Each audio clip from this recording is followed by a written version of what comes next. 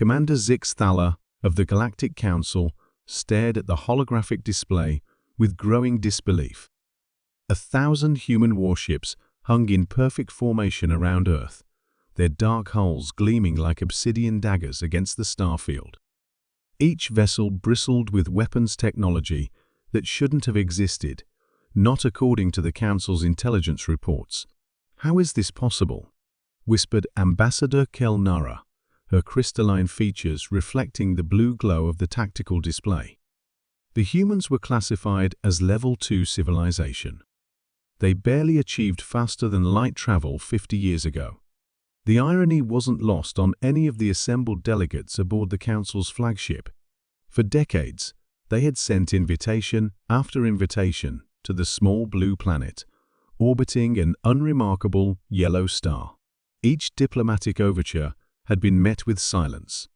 Earth's representatives never attended a single Galactic Council session, never responded to trade agreements, never acknowledged the carefully crafted peace treaties that governed thousands of worlds.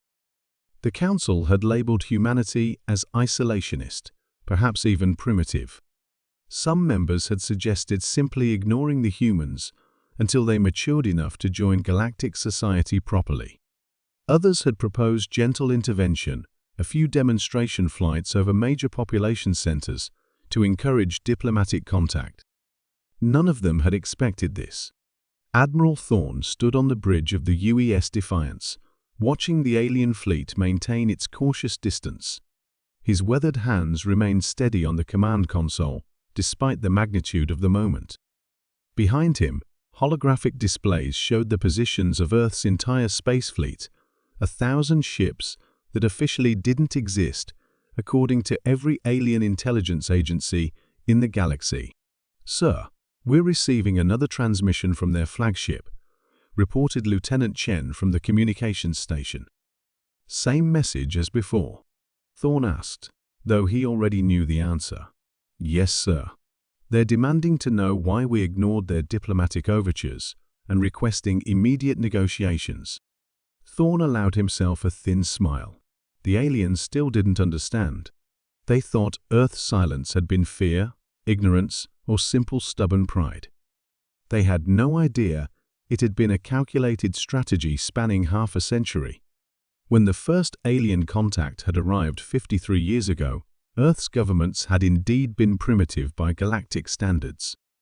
But humanity's greatest strength had always been its ability to adapt, learn, and prepare.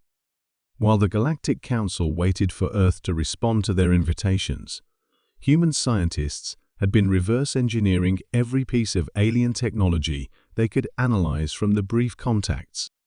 Captured sensor sweeps became the foundation for advanced stealth technology.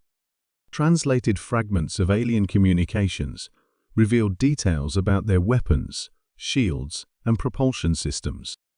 Most importantly, Earth's intelligence services had learned about the Council's military doctrine, their political structure, and their fundamental weakness. They had grown complacent. For millennia, the Galactic Council had operated on the assumption that newly contacted civilizations would either submit peacefully or be easily contained by their vastly superior technology. They had never encountered a species that chose a third option, strategic patience, combined with rapid technological development in complete secrecy. Captain Sarah Martinez commanded the UES Retribution, one of the outer ring vessels in Earth's defensive formation.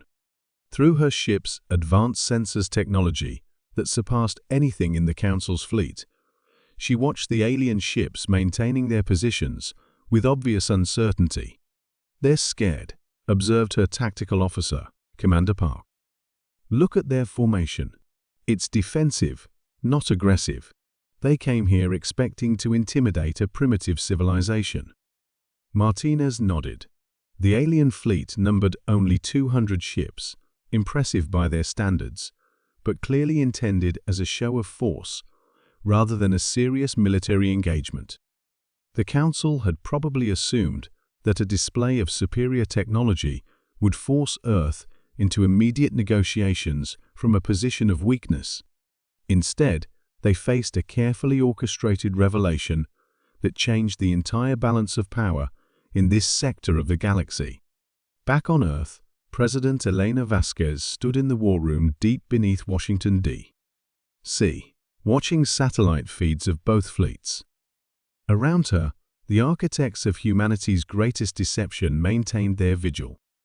Dr. James Wright, Director of Xenotechnology Research. General Patricia Hayes, Commander of Earth's Hidden Space Forces. Director Chen Liu, of Strategic Intelligence. Madam President, General Hayes reported, all fleet commanders are requesting permission to proceed to Phase 2. Vasquez studied the displays one more time. 53 years of preparation had led to this moment.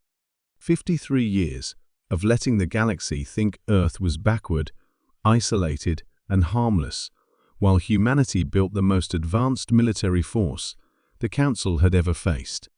Not yet, she decided. Let them realize the implications first. Aboard the Council flagship, Commander Zix Thala finally understood. The humans hadn't ignored the galactic community out of fear or ignorance. They had ignored it because they were using those decades to prepare for this exact moment, a demonstration that Earth was nobody's junior partner. Every unanswered invitation had bought humanity time to advance their technology. Every ignored diplomatic overture had allowed them to study their potential opponents without revealing their own capabilities. The silence that the Council had interpreted as primitive stubbornness had actually been a sophisticated intelligence operation. Commander, his tactical officer reported with barely controlled panic. Our sensors are detecting power signatures from the human ships that exceed our theoretical maximums.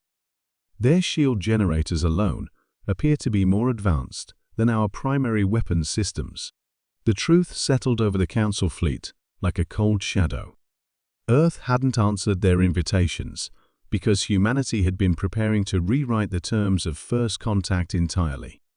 They had ignored every galactic meeting because they intended to make their own introduction on their own terms, with 1,000 warships as their calling cards. The age of Earth's isolation was over. But the galaxy was about to learn that humanity's idea of joining the galactic community looked very different from what anyone had expected.